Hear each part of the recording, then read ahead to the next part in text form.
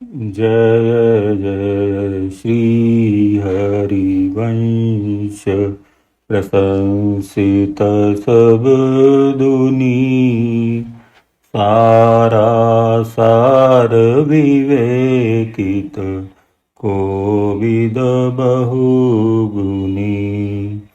कैसे पापी क्यों न हो श्री हरिवंश नाम जो ले, अलक लड़े तीरीज के महल खवासी दे।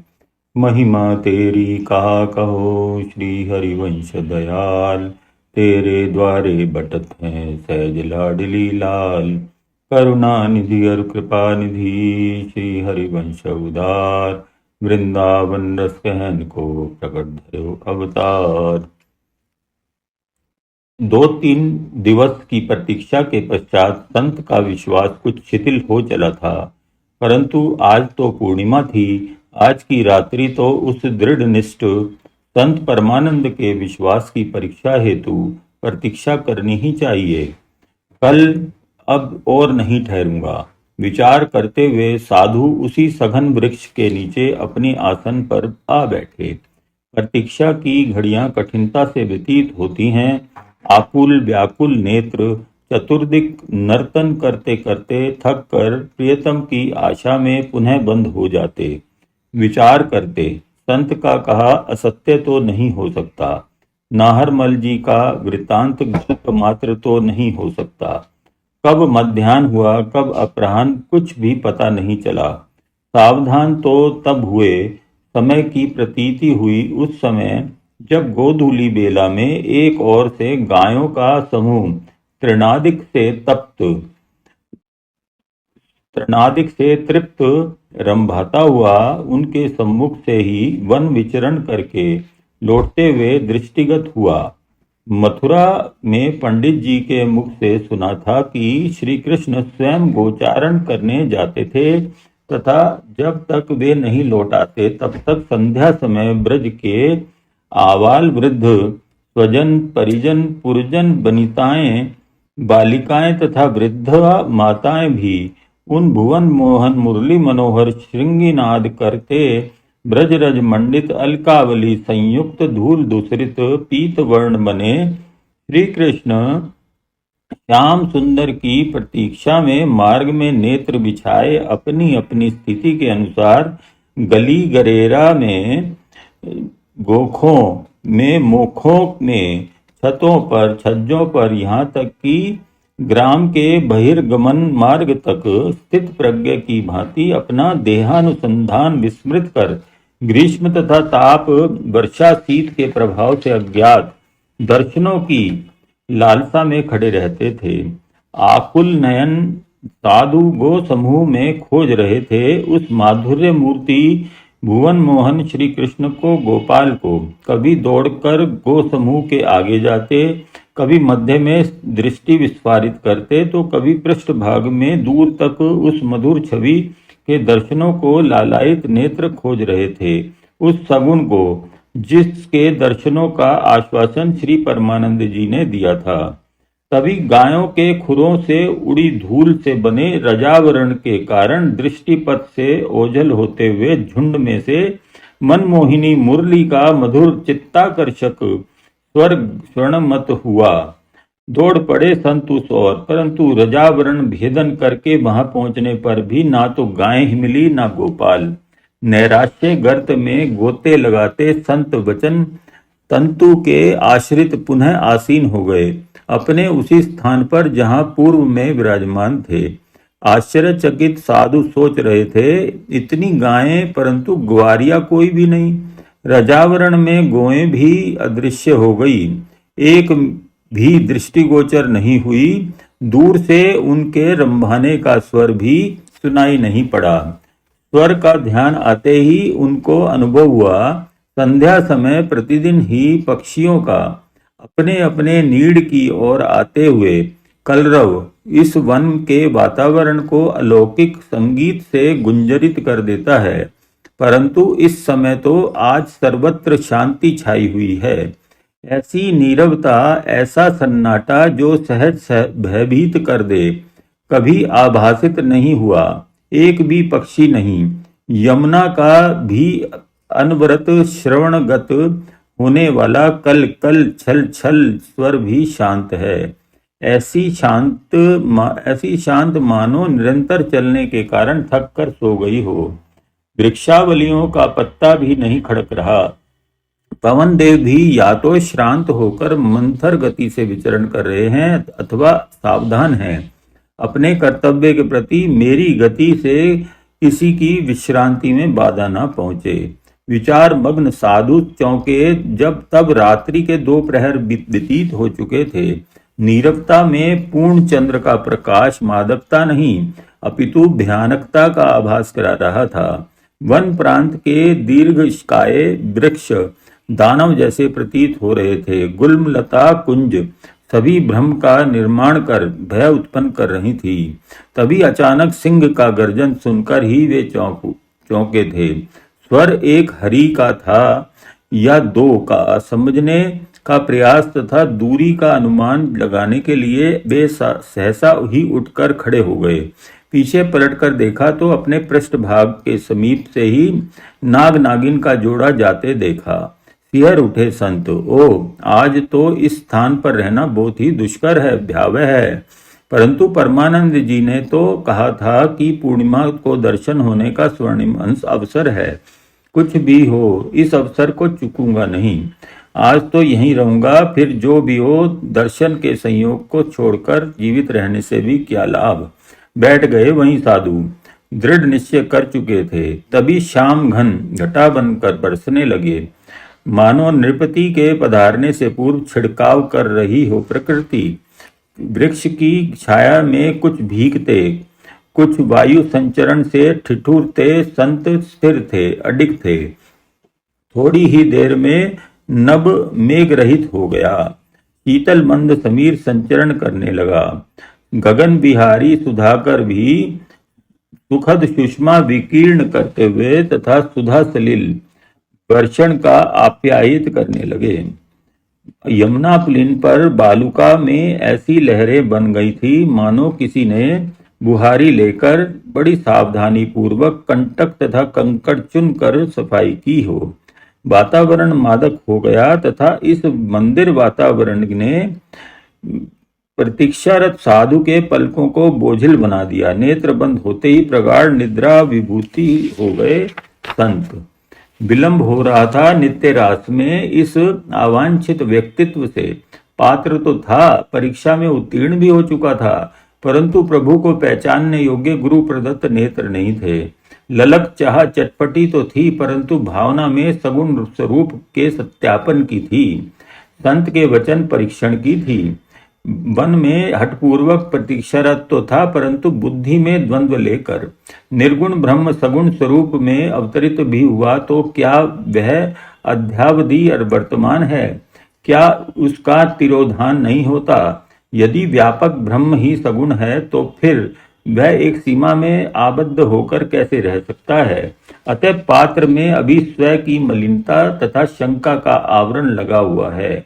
पात्र में रस जाए तो भी तो कैसे, और कृपा पूर्वक दे भी तो रस रहित हो जाएगा। अस्वच्छ पात्र को स्वीकार कैसे किया जाए? इसीलिए प्रभु ने इसे यहाँ से हटाना ही उचित समझा। क्षण मात्र में ही उसी सुषुप्तावस्था में साधु पहुंच गए अपनी मथुरा स्थित कुटी में। प्रातःकाल नेत्र खुलने पर साधु आश्चर्यचकित रह गए। प्रभु ने मुझे अपने दर्शनों के योग्य नहीं समझा, तभी तो मुझे मानसरोवर से हटाकर यहाँ पटक दिया। परमानंद जी ने जो मार्ग बताया है वही सही है, परंतु उस मार्ग पर चलने का अधिकारी कैसे बनूं?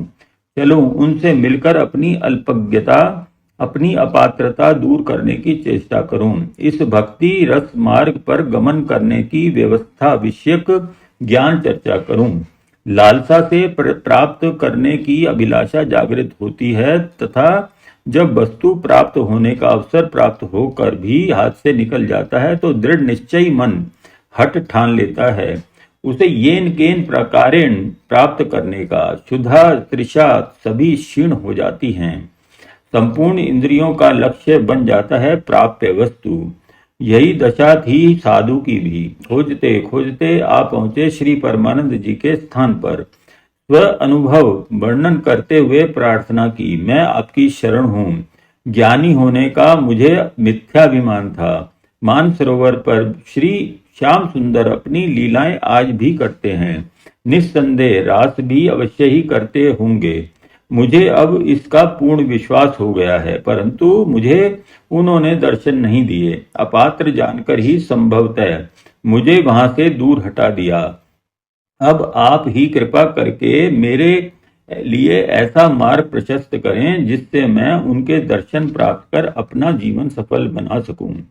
परमानंद जी तो अपात्रों को भी खोज खोज कर हिताश्रय द्वारा श्री स्वामिनी जी की प्रीति प्रसाद ही प्राप्त करने का अधिकारी बनाते थे। फिर ये तो विद्वान संत तथा जिज्ञासु थे, मात्र दैन्य तथा श्रद्धा का ही तो अभाव था। अविलंब श्रीमद हित चरण चंचरीक बनने का उपाय बता दिया। मदन टेकरी पर श्री धाम वृंदावन में श्री हित हरिवंश महाप्रभु जी विराजमान हैं। आप वहीं जाइए। उनसे विनती करने पर वे ही दर्याद्र होकर आपको सरलता पूर्वक श्री स्वामी जी के नित्य विहार के दर्शन कराने में सक्षम हैं। श्री वृंदावन में मदन टेकरी पर जब साधु पहुंचे, उस समय श्रृंगार आरती करने के पश्चात आचार्य चरण गोस्वामी श्री हित हरिवंश महाप्रभु अपनी कुटिया में प्रसाद वितरण करने के पश्चात स्वयं भी ग्रहण कर रहे थे। मुरली की अदृश्य मनमोहिनी शक्ति ने मानो साधु की संपूर्ण शक्ति को उस मुरली वाले को खोजने के लिए जिसकी मानसरोवर पर मुरली ध्वनि मात्र सुनी थी, उनके नेत्रों में ही केंद्रित कर दिया था। गोस्वामी जी मंदिर में राधा वल्लभ जी के निकट नहीं हैं। यह ज्ञात होते ही उन्होंने प्रभु को स्वाभाविक रूप से मस्तक नवाया तथा गोस्वामी जी की तात्कालिक उपस्थिति का स्थान ज्ञात कर उनकी कुटिया के द्वार पर जा पहुंचे। स्वभावगत ही कह उठे, ओम नमो नारायणाय भिक्षाम देई। श्री हिताचार्य महाप्रभु उनके स्वर तथा शब्दों से संत को पहचान गए। श्री परमानंद दास जी इनके विषय में प्रथम दिवस से ही जब से इनकी भेंट हुई थी, प्रतिदिन ही प्रातः महाप्रभु जी को इनकी दिनचर्या तथा उसमें परिवर्तन की सूचना महाप्रभु के आदेशानुसार देते रहे थे। साधु के स्वर में दैन्य का अभाव, स्वरूपाभिमान तथा दृष्टि दोष अनुभव कर उसको और परिपक्व करने के हेतु श्री आचार्य चरण ने अंदर से ही कहलवा दिया, अभी विलंब है। श्री हिताचार्य का संदेश साधु के मर्म को भेद गया। साधु का भिक्षा हेतु कहीं जाना व वहां रसोई में विलंब होना कोई अनहोनी बात तो थी नहीं, परंतु प्रत्येक वस्तु का, प्रत्येक शब्द का अर्थ परिवेश में परिवर्तित होते ही प्रत्यावर्तित हो जाता है। अतिथि तथा अतिथि के भाव भंगिमा तथा भावना के अनुकूल ही प्रतिफलित होता है। साधु महाराज का आशय श्री हिताचार्य के दर्शनों की भिक्षा से था, परंतु प्रभु का श्लेषात्मक द्व्यर्थी उत्तर रसोई के विलंब से तो था ही, संत ने अपने शब्दों के आशय के अनुसार अपनी अयोग्यता के कारण दर्शनों में विलंब समझा, उससे भी था। श्री महाप्रभु जी का आशय समझते ही साधु का जिज्ञासा मन धैर्य खो बैठा। आर्त स्वर में बिलक उठे साधु, प्रभो मैं शास्त्राभिमानी तार्किक भक्ति के मर्म को किंचन मात्र भी नहीं समझता, परंतु पारसमणि के सानिध्य में आकर भी क्या लोहे में लोहित्व शेष रहेगा। प्रभु इससे तो पारस को ही दोष लग जाएगा। अग्नि यज्ञ हव्य तथा शव में भेद नहीं करती। मैं आपकी शरण में हूँ, मुझ में धैर्य नहीं है। अब तो आप कृपा करके मुझे अपने शरणों में शरण दें। हे प्रभु, मैं सरकंडों के विकट वन में घूमता हुआ निराश हताश अपने बंधु तुल्य आपकी संस्पर्शित वायु द्वारा मार्ग पाकर भी करके बड़ी घनीभूत आशा से उत्कट अभिलाषा लिए हुए आपके समीप आया हूं। यदि आप उपेक्षा करेंगे तो मेरी क्या गति होगी। साधु की आर्तवाणी को सुनते ही कृपा मूर्ति गोस्वामी श्री हित हरिवंश महाप्रभु करुणाकुल हो उठे। एक सदगृहस्थ की भांति द्वार पर आकर साधु की अभ्यर्थना की। अर्घ्य देने के पश्चात जब गैरिक वस्त्र भेंट करके आतिथ्य धर्म का निर्वाह करने लगे तो साधु उनकी व्यंजना समझकर व्याकुल हो गए, करबद्ध हो चरणों में प्रणत हो गए। प्रभु, मैं अहंकारी विद्वत्ता सम्मूढ़ संत के सत्संग द्वारा भक्ति मार्ग का पथिक बन भटकता हुआ पिपासा कुल अमृत घट के नहीं अपितु सुधा सिंधु के समीप ही आ पहुंचा हूं, तब भी क्या अपात्रता के कारण तृषित ही रहूंगा। आप यह क्या कर रहे हैं? मुझ दीन को मान नहीं, आपका अनुग्रह चाहिए। मैं तो आपकी शरण में आया हूँ। आप मुझे आश्रय के स्थान पर सम्मान दे रहे हैं। बुभुक्षित स्वर्ण नहीं रोटी चाहता है। आप कृपा करें दीनबंधु, मेरी क्षुधा शांत करें। श्री हिताचार्य महाप्रभु ने उनको भूमि से उठाकर आलिंगनबद्ध कर लिया। महाप्रभु के अंगों से स्पर्श होते ही मानो ज्योति से ज्योति प्रज्वलित हो उठी। संत के अंग में प्रकंप, प्रस्वेद, प्रेमाश्रु आदि सात्विक भाव, प्रेम लक्षण प्रकट हो गए। उनकी ज्ञान गरिमा अश्रु धारा के रूप में प्रवाहित हो श्री वृंदाविपिन की रज में विलीन होने लगी। संत की श्रद्धा से अभिभूत श्री हित महाप्रभु उनकी ऐसी विह्वलता देख उन्हें सांत्वना देते हुए कहने लगे, आप अधीर क्यों हो रहे हैं? आप जिनकी दर्श भिक्षा प्राप्त करने को आतुर हैं, वे हमारी स्वामिनी जी तो किसी को हताश करना जानती ही नहीं। यदि आप मेरे किसी व्यवहार से क्षुब्ध हैं तो हे संत शिरोमणि, आप सन्यासी हैं, मैं गृहस्थ हूँ। आप अपने वेश तथा आश्रम की गरिमा को भले ही भूल रहे हो। मैं स्व आश्रम धर्म का पालन करते हुए आपकी अभ्यर्थना कर रहा था। वैसे आप जिनके दर्शनों की ललक में अधीर तथा व्याकुल हुए श्री वृंदावन पधारे हैं, वे राधा वल्लभ लाल तो कब से आपकी प्रतीक्षा कर रहे हैं। आप ही उनके दर्शन न करके यहाँ चले आए। ओ, अब समझा मैं अपनी भूल को। परंतु प्रभु, क्या आप मुझे अपना दास बनाकर कृतार्थ नहीं करेंगे? क्या अपने अमल धवल परमोज्वल रंग से इस रजोगुणी लालिमा को लीन कर इस जीव को अपना कहलाने का सौभाग्य प्रदान नहीं करेंगे? क्या प्रीति की प्रसादी नहीं मिलेगी? क्या अब भी आप मुझे दीक्षा नहीं देंगे? कातर हरिण की भांति आचार्य चरण का मुख कमल निहार रहे थे साधु। श्री हिताचार्य महाप्रभु उन्हें धैर्य प्रदान करते हुए कहने लगे, बंधु, आप परमानंद जी के समीप श्री राधा सुधानिधि तथा श्री युगल स्वरूप की लीलाओं के साक्षी पदों के संकलन श्री हित 84 जी का अवलोकन कर ही चुके हैं। आप उद्भट विद्वान हैं। कुंज केली रसामृत का पान तो आप कर चुके हैं। फिर भी यदि आपकी इच्छा है तो मैं आपको श्री जी का कृपा मंत्र अवश्य ही प्रदान करूंगा। आप जैसे सुयोग्य पात्र को पाकर तो गुरु भी धन्य हो जाता है, परंतु मेरी भी एक प्रार्थना है, आप वेश तथा आश्रम का त्याग नहीं करेंगे। यह लालिमा यदि रजोगुण का प्रतीक है तो उद्याचल से उदित होते भुवन भास्कर के तेजो में रूप का आवरण है, ज्ञान का परिवेश है। वैसे भी वेश बदलने से आपकी निंदा होगी। बदलने की वस्तु तो मन है, भाव है, विचार हैं तथा बुद्धि है, दृष्टि है।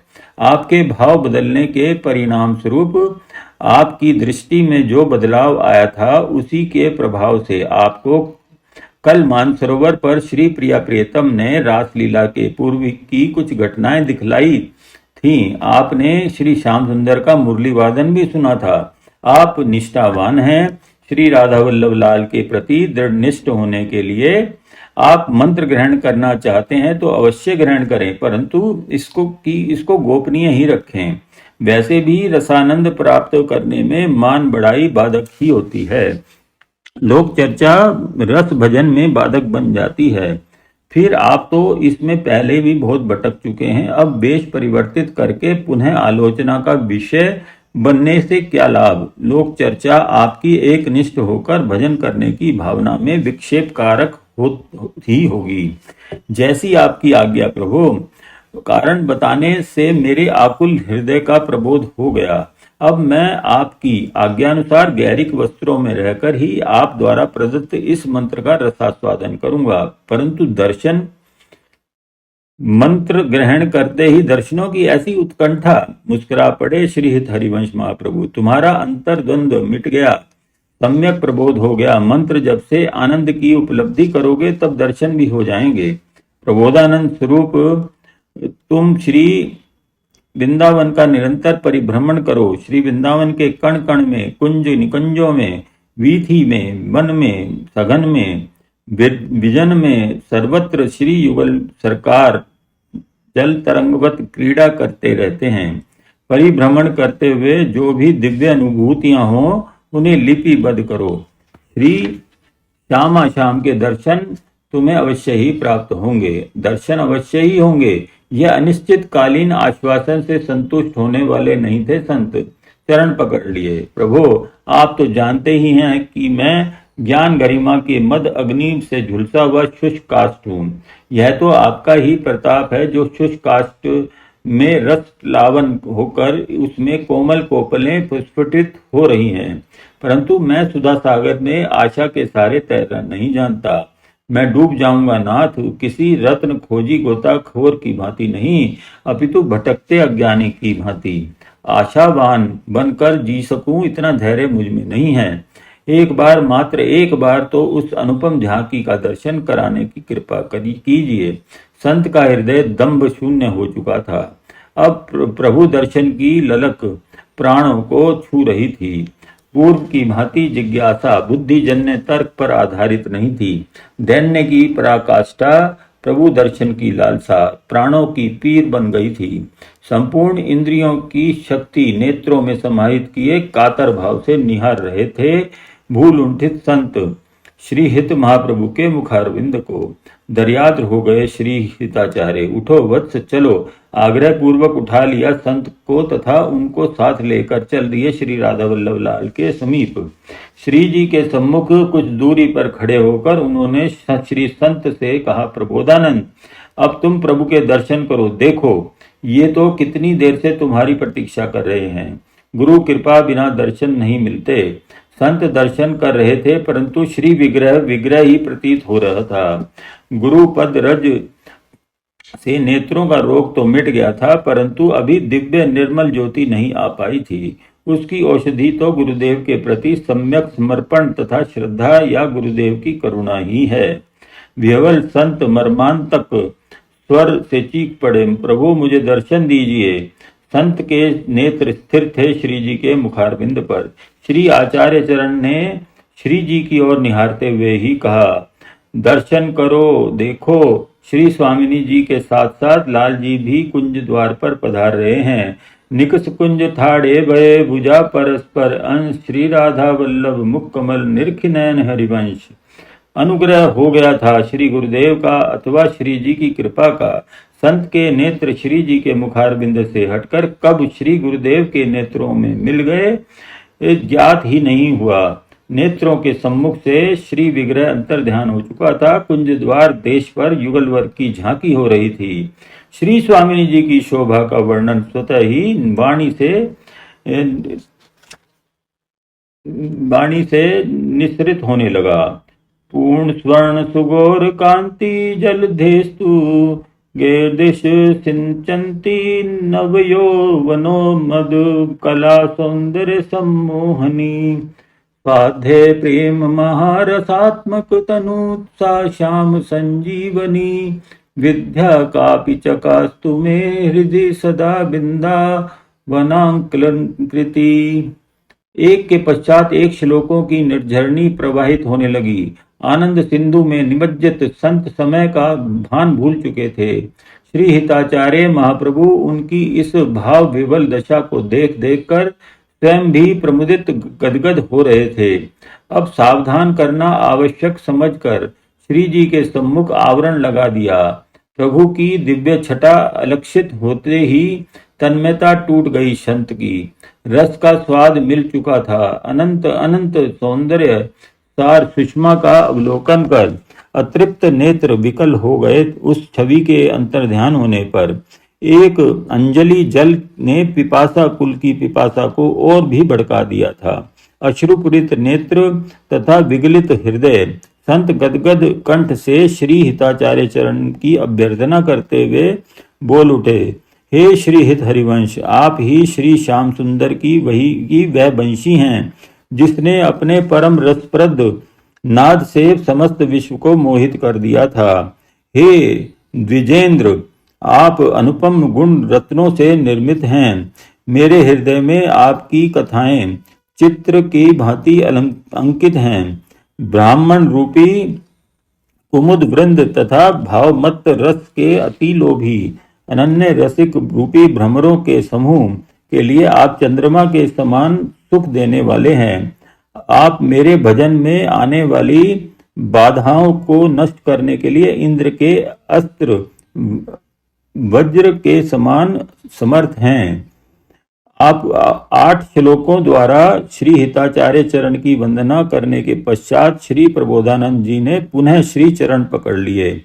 यह भुवन मोहिनी माधुरी मूर्ति क्या पुनः दृष्टिगोचर नहीं होगी? क्या इनके सखी परिकर की सेवा का सौभाग्य इस अधम को प्राप्त नहीं होगा?